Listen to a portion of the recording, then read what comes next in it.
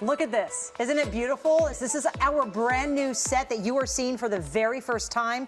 We are preparing to launch KCAL News Mornings. And joining me now, one of the co-anchors, Rudabeh Shahbazi. Welcome. So happy to have you here. Thank you so much. I'm so happy to be here. We're so excited. Such a great group of people to work with. So I know that, coming here, you've lived in LA before. This is like coming back home. You've done many interviews already since being back. One of them with the LAUSD superintendent. There are so many concerns parents have as they're heading out the door to take their kids to school, from budgets to the teachers unions to COVID to learning loss. Both your parents are educators. Yeah, both of them are college professors. My father passed, but he was an archaeologist and a college professor.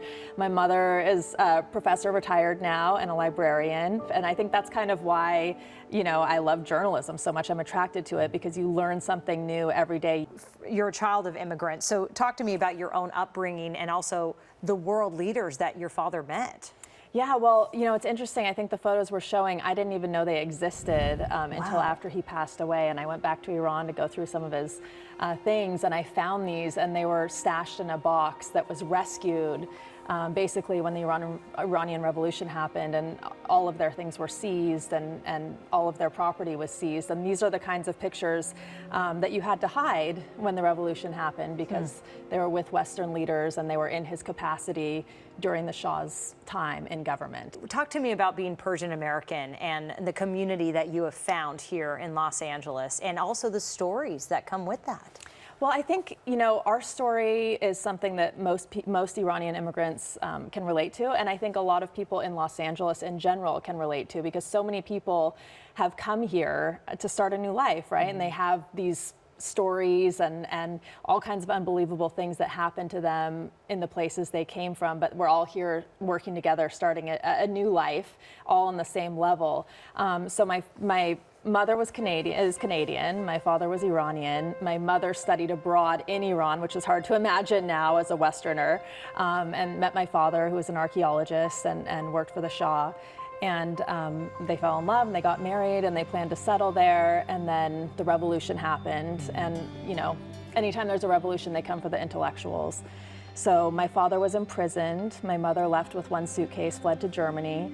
And my father eventually was able to join her in Germany. And I was born in Germany. And I spent my first few years there. And then we immigrated to the States with nothing, Like many people, like so many people, you don't really think about it like the people you interact with on a daily basis, and the things they've been through, and the things they've lost and had to rebuild. And I want to keep asking you questions. This is fascinating. I bet you know where there are some really great restaurants. Oh, the food is amazing here. And it's interesting because I grew up in a small town, primarily in Oregon, where there were no Iranian Americans. So to come back to LA and to hear Farsi and to have the food and to see people who look like you, it really does feel like home for me. What else are you passionate about?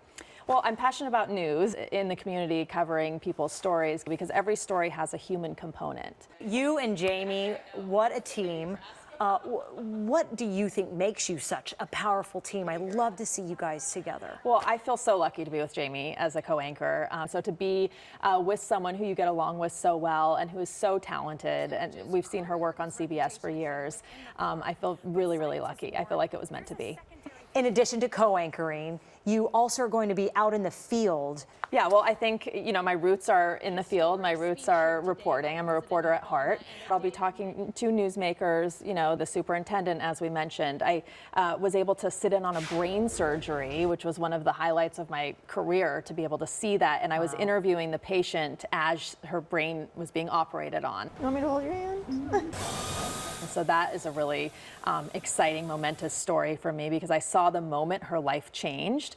So make the pitch. Why should people tune in and watch KCAL News Mornings? We have the national resources, the international resources of CBS News, and its long tradition of journalism. Viewers can turn on the television basically anytime during the morning and see what's happening. We keep people informed about traffic and weather, the way that most morning shows do, but we're going to be owning these stories with one of the largest news teams in Southern California, and bring you the breaking details that really matter to you, and also adding context to why these stories are important to viewers watching.